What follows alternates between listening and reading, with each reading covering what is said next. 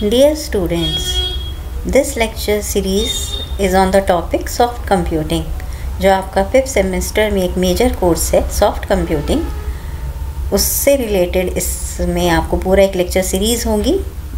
8 units हैं, उन 8 units को 1 बाय 1 डिस्कस किया जाएगा। सो ये वाली जो यूनिट है, I am starting with unit 1।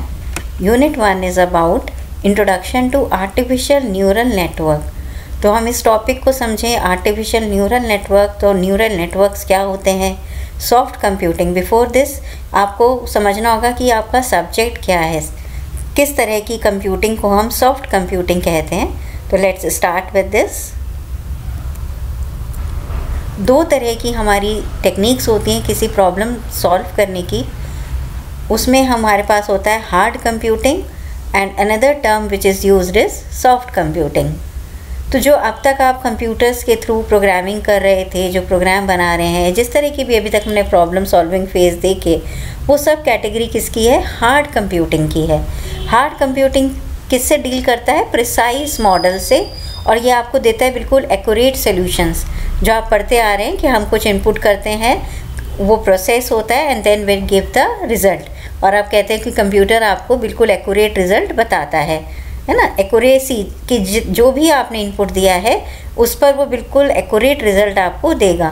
तो प्रिसाइज मॉडल होता है कि या तो रिज़ल्ट, जिसमें हम देखते हैं कि 2 चीज़ों पे बात करते हैं कि कोई चीज़ या तो ट्रू है या फॉल्स है ना। एक्यूरेटली जिसको आप पूरी तरह से कह सकते हैं 1 है, या पूरी तरह से कह सकते हैं कि 0 है।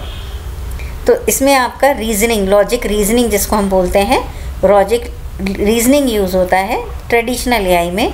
और ये किस पर बात कर रहे हैं हम, ट्रेडिशनल न्यूमेरिकल मॉडलिंग। तो प्रिसाइज मॉडल्स हमारे पास होते हैं। सॉफ्ट कंप्यूटिंग किस पर बात करता है, अप्रॉक्सीमेट मॉडल पर। वहाँ क्या था आपका हार्ड में प्रिसाइज, कि जिसको आप कहते हो पूरी तरह से सही है, या आप कह सकते हो गलत। पर आपके रियल लाइफ में इस तरह की भी प्रॉब्लम्स या कॉम्प्लेक्स प्रॉब्लम्स होते हैं जहाँ पर आप क्लियरली येस या नो में नहीं बता सकते हैं। वहाँ पर आपको क्या चाहिए, अप्रॉक्सीमेशन। आप कहते हो ना कि कोई आंसर है कि भाई अप्रॉक्सीमेटली ये इसके बराबर होगा, तो एग्जैक्ट सोल्यूशन की बात नहीं करते। जहाँ हम अप्रॉक्सीमेट मॉडल्स की बात करते हैं तो वहाँ हमारा टर्म यूज़ होता है सॉफ्ट कंप्यूटिंग। जो प्रोफेसर ज़ादे थे, इन्होंने इस टर्म को इंट्रोड्यूस किया था। और इसको अगर हम डिफाइन करें तो ये the term soft computing, this is one introduced by professor Lotfi Zadeh with the objective of exploiting the tolerance for impression, imprecision, uncertainty and partial truth, है ना। आप इसको जहाँ पर कह रहे हैं कि पूरी तरह से सही नहीं है, बट फिर भी it is very near to the answer, है ना, कि सही तक पहुंचा रहा है जिसको। तो टू अचीव क्या कर रहे हैं आप, ट्रैक्टेबिलिटी, रोबस्टनेस, लो सोल्यूशन कॉस्ट। क्योंकि जब आप प्योर देखेंगे बिल्कुल कि आपको एक्यूरेट सी ही चाहिए, तो वहाँ पर आपका जो कॉस्ट है वो सिस्टम की बढ़ जाएगी। तो ये आपको लो सोल्यूशन कॉस्ट है और एक आपका बेटर रिपोर्ट डेवलप करता है। The ultimate goal is to be able to emulate the human mind as closely as possible. तो जैसे आप आर्टिफिशियल इंटेलिजेंस की बात करते हैं, तो दैट मीन्स कि मशीन की अपनी इंटेलिजेंस नहीं है, उसको कि किसी पर्टिकुलर प्रॉब्लम में एक ह्यूमन माइंड कैसे सोचेगा, उस चीज़ को हम इम्प्लीमेंट कर रहे हैं using this soft computing model. तो अप्रॉक्सीमेट मॉडल है जहाँ पर हमारी अप्रॉक्सीमेट रीजनिंग यूज़ हो रही है, और functional approximation and randomised search. और अगर हम प्रिसाइज मॉडल देखें तो वहाँ पर क्या होते हैं हमारे एग्जैक्ट सॉल्यूशंस। अब एक ह्यूमन माइंड किस पर वर्क करता है, आर्टिफिशियल न्यूरॉन्स को समझें। इससे पहले थोड़ा सा डिस्कस करते हैं कि बायोलॉजिकल न्यूरॉन क्या है। The biological neuron consist of main 3 parts. एक होता है इसमें सोमा, जिसको सेल बॉडी भी बोलते हैं। यहाँ हमारा सेल न्यूक्लियस होता है, इस पिक्चर में भी आप देख सकते हैं। डेंड्राइट्स होते हैं, where the nerve is connected to the cell body, ठीक है, ये डेंड्राइट्स हैं। और एक्सॉन होता है which carries the impulses of the neuron.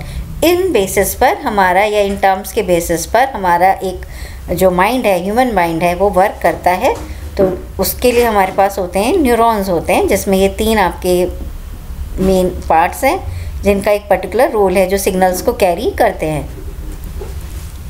Dendrites क्या हो गए? They are the tree like networks है made of nerve fibre connected to the cell body.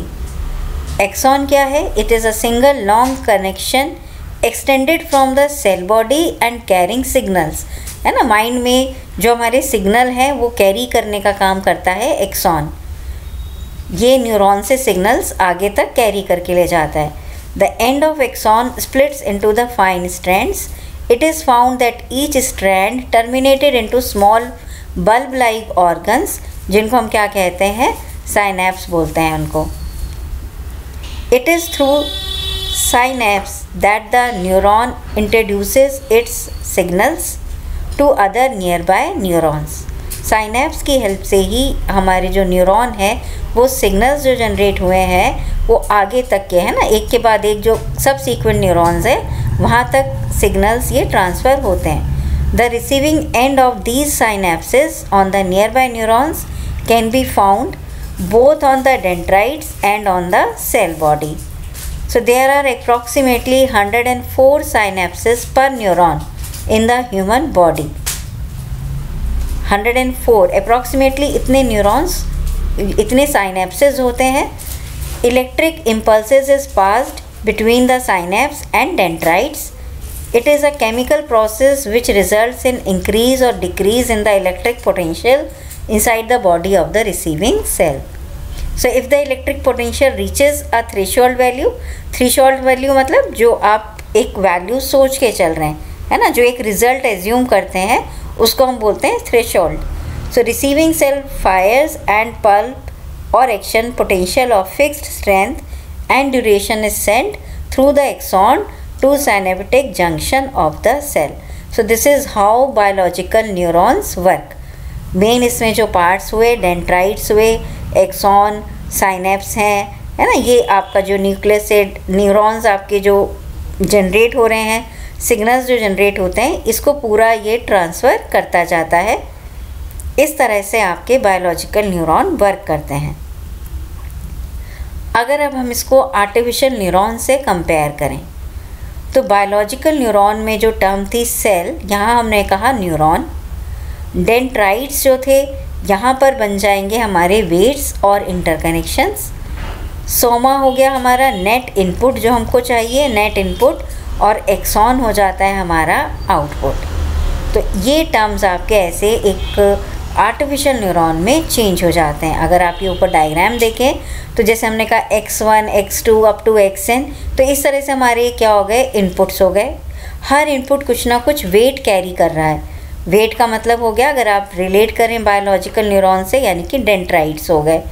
तो ये जो x1 हमने कहा W1 वेट लिए हुए, मतलब कितना इनपुट, कि x1 से कितना इनपुट जनरेट हो रहा है, x2 कितना इनपुट दे रहा है, xn कितना इनपुट दे रहा है।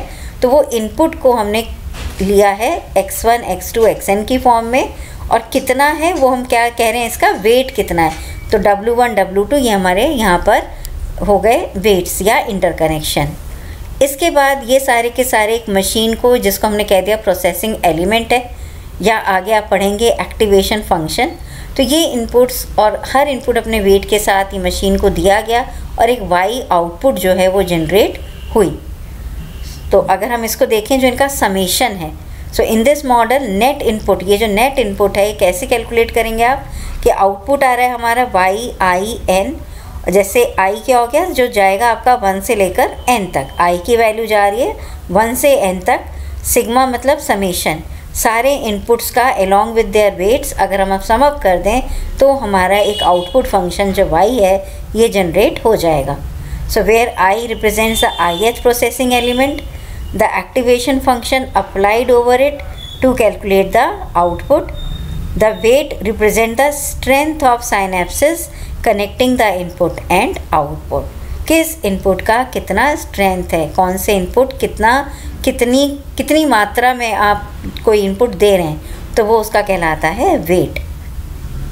तो जो अगर हम बायोलॉजिकल न्यूरॉन की बात कर रहे थे उसको हम क्या कह रहे थे, डेंड्राइट्स बोल रहे थे।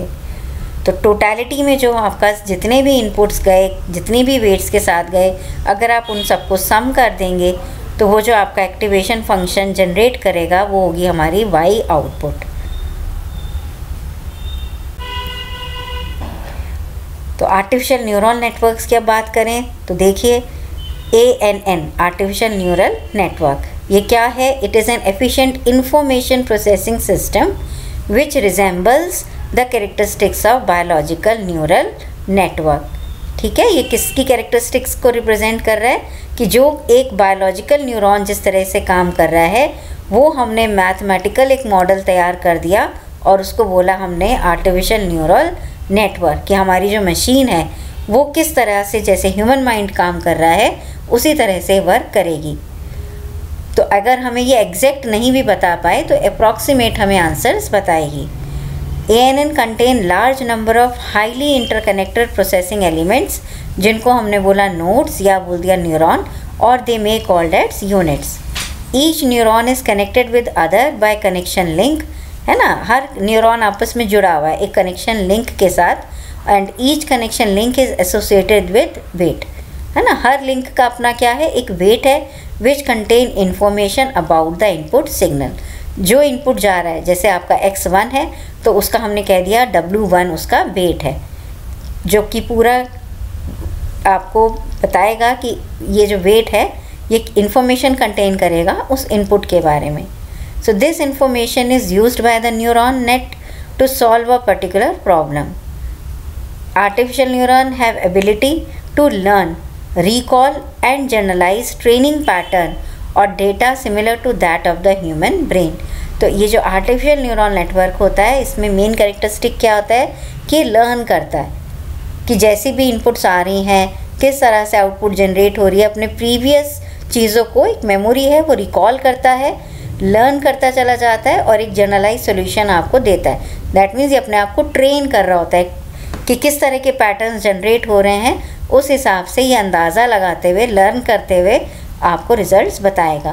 तो ANN प्रोसेसिंग एलिमेंट्स को हमने कहा न्यूरॉन और द आर्टिफिशियल न्यूरॉन। ये डायग्राम दोबारा देख सकते हैं आप, जैसे एक X1 हो गया, X2 हो गया, यहाँ से W1 और W2 वेट गया और यहाँ से आपका एक्टिवेशन फंक्शन या जो Y आउटपुट है वो आपकी जनरेट हो गई। This is how artificial neuron network work. अब आप कंपेयर करना चाहेंगे, एग्ज़ाम में भी क्वेश्चन आता है कि आपका एक बायोलॉजिकल न्यूरॉन में और एक आर्टिफिशियल न्यूरॉन में क्या डिफरेंस होता है। तो इन डिफरेंसेस को एक बार आप देखिए कि अगर हम स्पीड के रेस्पेक्ट में बात करेंगे, पहले क्या लिखा हुआ हमने टर्म्स कि किस किस रेस्पेक्ट में हम इनके डिफरेंसेस बता रहे हैं। तो अगर हम सबसे पहले स्पीड को देखें तो ब्रेन जो है क्या है, हमारा एग्जीक्यूशन टाइम लेता है फ्यू मिली सेकेंड्स का, और ये कंप्यूटर क्या लेगा, फ्यू नैनो सेकेंड्स का। नैनो सेकेंड्स मिली सेकेंड से भी कम होते हैं। प्रोसेसिंग अगर देखें तो perform massive parallel operation simultaneously, कि हमारा ब्रेन एक साथ काफ़ी जो पैरेलल ऑपरेशंस हैं वो कर सकता है, और perform several parallel operation simultaneously ये भी है, but it is faster than the biological neuron, है ना। कंप्यूटर की जो स्पीड है this is much more faster than the human brain. जैसे आप हार्ड कंप्यूटिंग में भी देखते हैं, हम कोई मैथमेटिकल प्रॉब्लम दी जाती है तो उतनी जल्दी कैलकुलेशंस नहीं कर सकते जितनी जल्दी कंप्यूटर कैलकुलेट हम कर लेता है। साइज़ एंड कॉम्प्लेक्सिटी पर अगर हम बात करें तो नंबर ऑफ़ न्यूरॉन क्या है इसमें 10⁻11 and the number of interconnection होते हैं 10⁻15। So complexity of brain is higher than computer. और कंप्यूटर में देखें तो it depends on the chosen application and network design. जो भी हमने मॉडल सेलेक्ट किया है उस पर डिपेंड करेगा कि उसमें नंबर ऑफ़ न्यूरॉन्स कितने हैं या किस तरह की उसमें कॉम्प्लेक्सिटी है। Storage capacity, information is stored in interconnections, और जिसको हम बोलते हैं साइनैप्स बोलते हैं, उसकी स्ट्रेंथ पे डिपेंड करता है। New information is stored without destroying the old one. आपके ब्रेन में जब ब्रेन कैसे काम करती है, हम कोई नई बात याद करते हैं तो ऐसा तो नहीं है कि पुरानी बातें हम भूल जाते हैं, कहीं ना कहीं हमारी ब्रेन में वो सारी चीज़ें स्टोर रहती हैं।